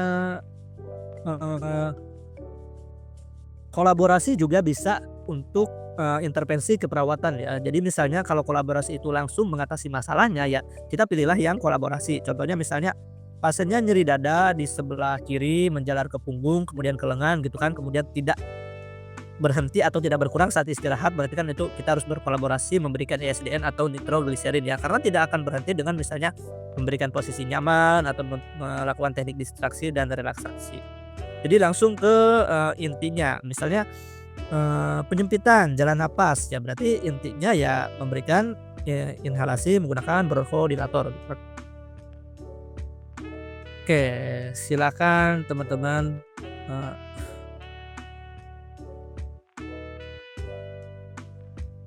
Intervensi keperawatan utama bisa kolaborasi, bisa juga tidak. Jadi tergantung keadaan pasiennya ya. Misalnya kayak tadi ya, di UGD ada pasien yang nyeri dada gitu kan, menjalar ke punggung, kemudian ke lengan, kemudian tidak berkurang saat istirahat, yaitu berarti berarti itu memberikan kolaborasi, memberikan ISDN ya, karena tidak akan berkurang ketika kita memberikan posisi nyaman atau misalnya memberikan teknik relaksasi dan distraksi.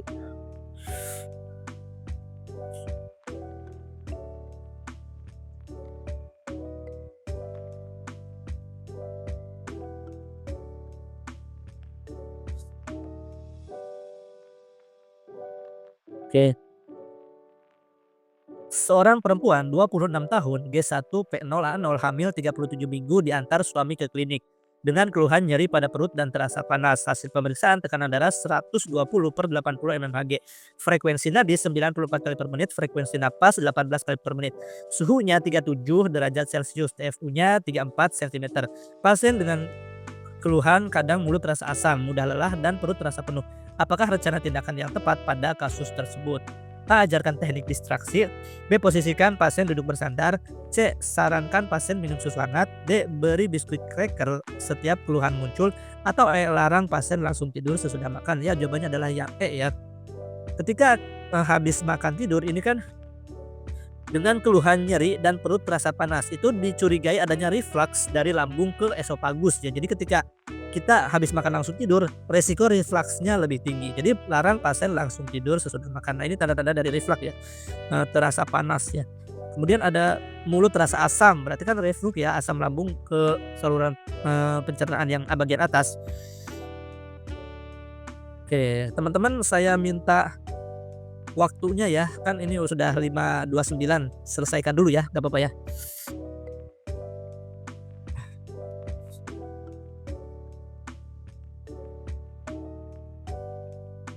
Kita lanjut dulu. Oke, kira-kira ini diagnosis keperawatannya apa nih di sini?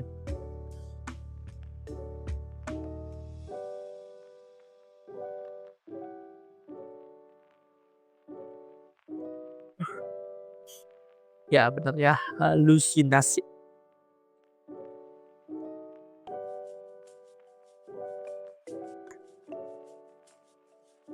Oke. Apakah rencana terapi aktivitas kelompok yang tepat diberikan pada kliennya stimulasi sensori? Karena di sini merasakan adanya ulat menggerayangi seluruh tubuhnya. Stimulasi sensori. Oke, soal berikutnya. Silahkan teman-teman kerjakan. Sebentar Kak, boleh? Oh, boleh. 28 apa ya? 28 yang E. 29 yang D. Oke, silahkan 30.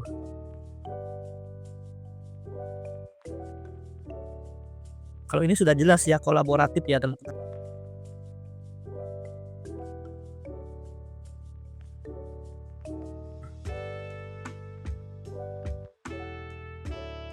Kalau ada gagal nafas, emang bisa oksigen dengan cukup ya?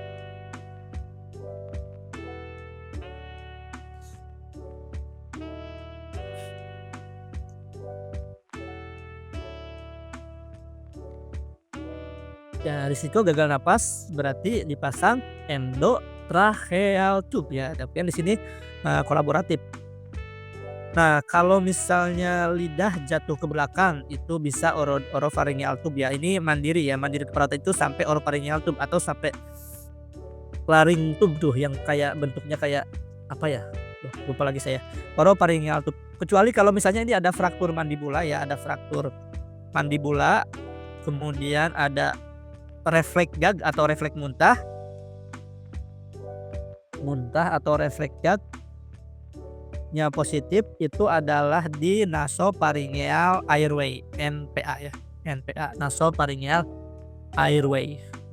Oke, jadi perhatikan baik-baik ya. Kan ini pasien mengalami penurunan kesadaran dan gagal napas. Jadi langsung fokus nih ada abnormal ya. Oke. Siap, kita ke soal berikutnya. Oke, kita ke implementasi. Sebenarnya sama ya implementasi, maksudnya cuma diganti saja ya. Misalnya lakukan melakukan suction gitu kan. Implementasi adalah aktivitas mengimplementasikan tindakan yang telah diidentifikasi dalam rencana asuhan keperawatan. Oke. Oke, silakan teman-teman kerjakan.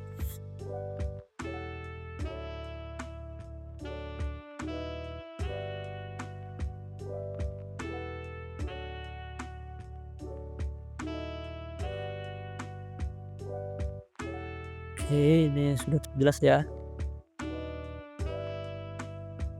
Ya, benar.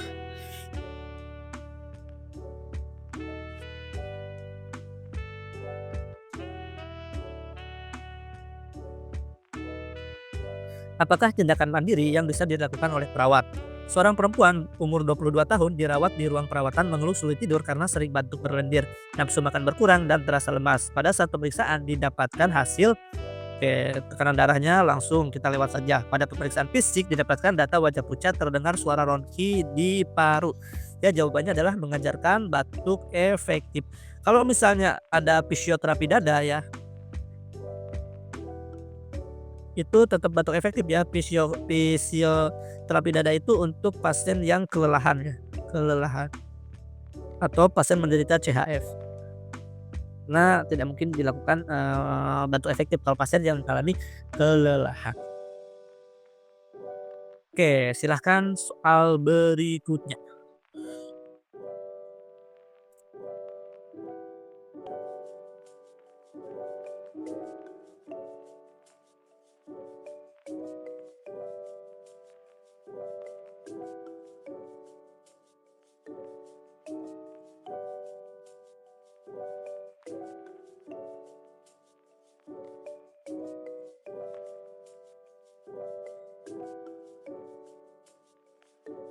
Ini masih tindakan keperawatan ya atau implementasi. Seorang perempuan berusia 55 tahun terpasang chest tube yang disambungkan ke water seal drainase atau WSD dengan sistem 2 botol. Saat pasien bergerak, tiba-tiba selang tertarik sehingga botol kedua tergelincir dan menyebabkan botol tersebut pecah. Apakah tindakan awal yang harusnya dilakukan oleh perawat?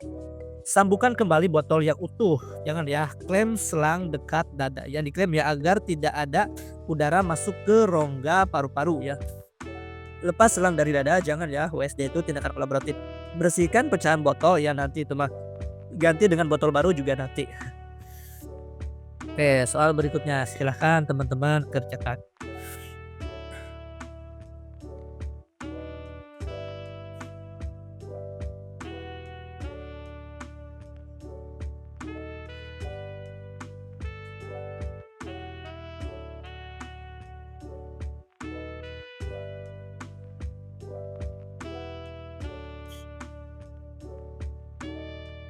Oke, mayoritas menjawab D. Apakah tindakan keperawatan yang tepat dilakukan pada kasus tersebut? Seorang laki-laki usia 63 tahun dirawat di ruang penyakit dalam dengan keluhan nyeri daerah leher menyebar ke punggung kiri dengan skalanya 6. Hasil pengkajian ditemukan sesak, gelisah, dan sulit tidur. Oke, hasil EKG menunjukkan ST elevasi, berarti ada infak ya teman-teman. Nah, ini kan menyebar ya, menyebar berarti ya ini jawabannya adalah yang E ya, kolaborasi nitrogliserin ya. Walaupun ditanyakannya tindakan keperawatan, tapi untuk mengatasi ya sakit ini ya skalanya 6 itu kolaborasi pemberian nitrogliserin. Baik, soal berikutnya teman-teman, silakan screenshot dulu. Soal berikutnya.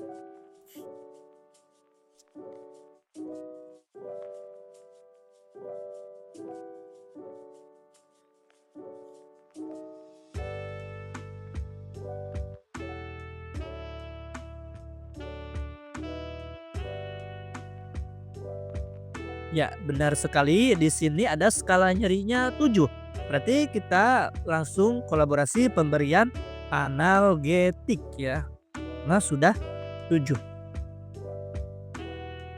Oke, soal berikutnya. Oh, ini maternitas ya. Silakan teman-teman kerjakan.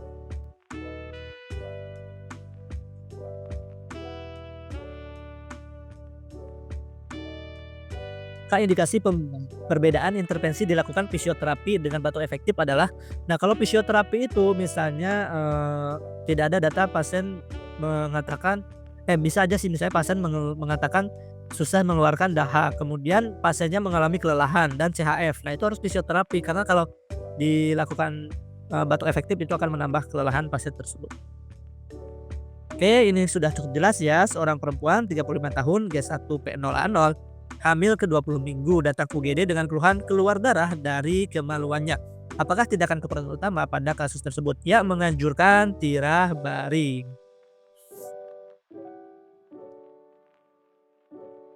Sebenarnya tindakan keperawatan utama dan tindakan keperawatan itu sama saja. Jadi kita pilihnya itu adalah yang mengatasi langsung ke masalahnya ya. Misalnya tindakan keperawatan untuk tadi sesak, menjalar, nyeri dada menjalar itu kan eh, apa tuh, memberikan nitrogliserin ya, walaupun misalnya ditanya-tanya tindakan keperawatan atau tindakan keperawatan sama saja. Oke, kita ke subbagian terakhir, aktivitas mengevaluasi perkembangan kesehatan klien terhadap tindakan dan pencapaian tujuan sesuai rencana yang telah ditetapkan. Jadi kan kalau evaluasi berarti kita juga harus tahu diagnosis ya. Jadi kalau kita nggak tahu diagnosisnya gimana kita mengevaluasinya gitu kan, apalagi misalnya di keperawatan jiwa ya, dan nggak semuanya juga harus tahu dulu diagnosisnya baru kita bisa mengevaluasi. Jadi ketika kita membaca soal dan ketika ada nilai yang abnormal langsung kita simpan di kepala kita itu diagnosisnya apa, biar kita tahu menjawab evaluasi, intervensi dan implementasinya itu apa. Oke, silakan teman-teman kerjakan.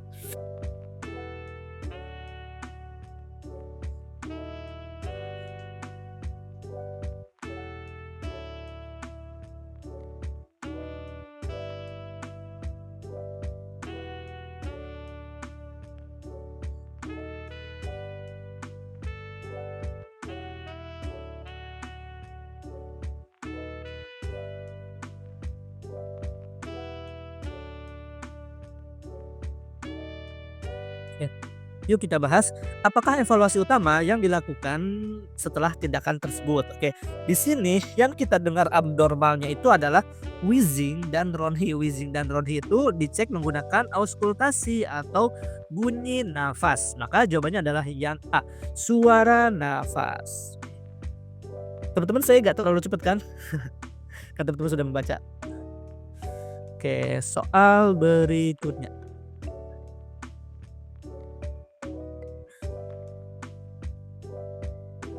Evaluasi sumatif dan formatif nanti kita bahas di ini ya, di komunitas ya teman-teman. Nanti kita bahas di komunitas. Besok ini anak atau maternitas nih besok. Terlalu cepat ya? Oke, saya perlambat deh. Oke, gimana hasil pilkada di daerah teman-teman? Oke. Apakah evaluasi pada kasus tersebut? Oke, kita pelan-pelan aja. Seorang perempuan 52 tahun di ruang penyakit dalam dengan diare. Hasil pengkajian, pasien mengeluh lemas, frekuen BAB-nya sudah 8 kali, konsistensinya encer, terdapat lendir. Tekanan darah 100/60 mmHg, frekuensi nadi 100 kali per menit. Nafasnya 24 kali per menit, suhunya 38,3. Keseimbangan cairannya minus 600 cc dalam 24 jam. Kemudian perawat memberikan infus NaCl 30 tetes per menit. Berarti yang kita evaluasi adalah kebutuhan cairannya terpenuhi ya, jangan sampai terjadi imbalans cairan atau hipovolemia atau bisa saja shock. Oke, soal berikutnya silahkan teman-teman kerjakan. Nah ini evaluasi ya, masih evaluasi. Nanti saya ada kuis lagi nih di sini ya.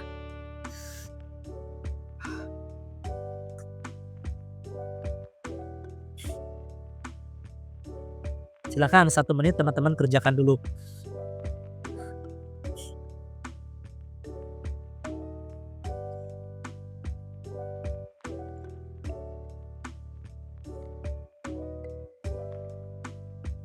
Seperti biasa kita kerjakan atau baca pertanyaannya dulu. Apakah yang menjadi kriteria keberhasilan terapi cairan tersebut? Seorang perempuan berusia 25 tahun dirawat di unit luka bakar. Hasil pengkajian luka bakar grade 2 dengan luas 35%. Berat badan 50 kg. Nah, data yang kita butuhkan hanya berat badan saja.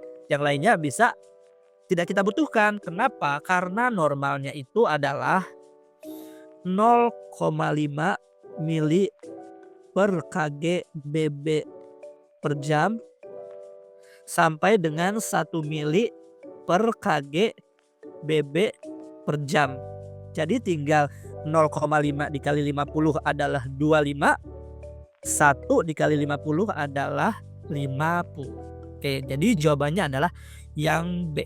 Oke, saya akan bertanya, jika berat badannya 60 kg, berarti berapa urin output normalnya? Banyak nih yang sudah menjawab.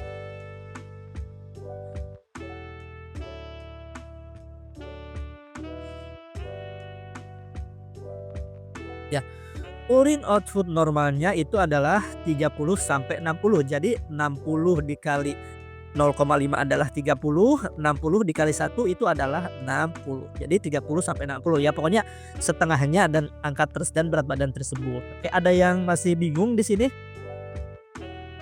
Kalau misalnya 70 berat badannya, berapakah urin output normalnya?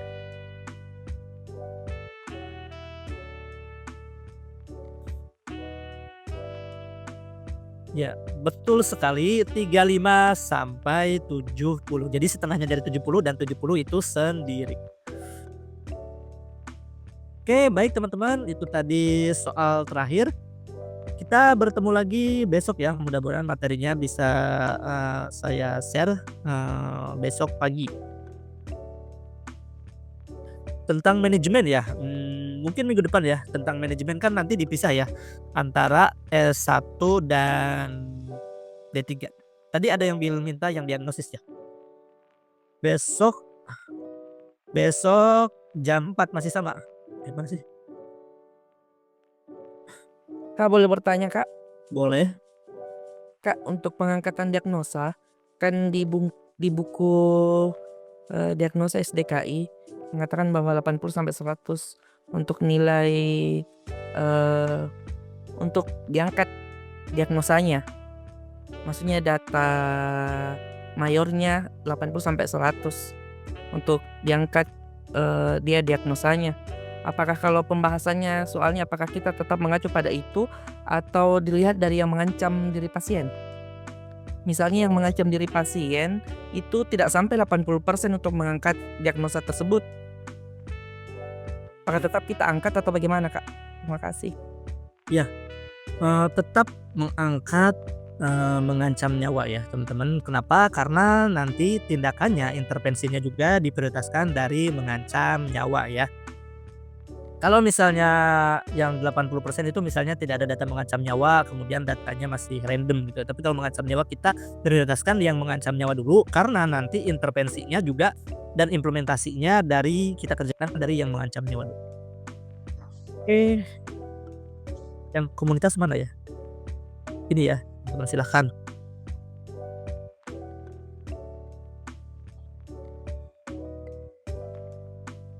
Ya, nanti diumumkan di grup ya. Sementara banyak banget yang masih tetap digabung ya. Komunitas masih tetap digabung, anak masih tetap digabung, jiwa masih tetap digabung, maternitas juga ya. Tapi nanti ada pengabdian masyarakat yang ini sama manajemen. Materi hari ini di-download di modul ya, di website kemudian di modul.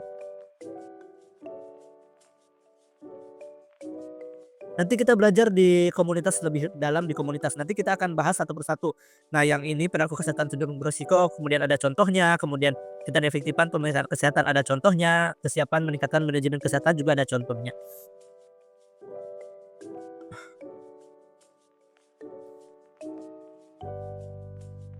Ada rekaman ulang ya, tapi mungkin besok. Oke, soal terakhir itu ya. Urin output normal itu adalah 0,5 mili per kilogram berat badan per jam sampai 1 mili per kilogram berat badan per jam. Jadi ya tinggal 0,5 dikali 50 berarti 25 dan 1 dikali 50 adalah 50.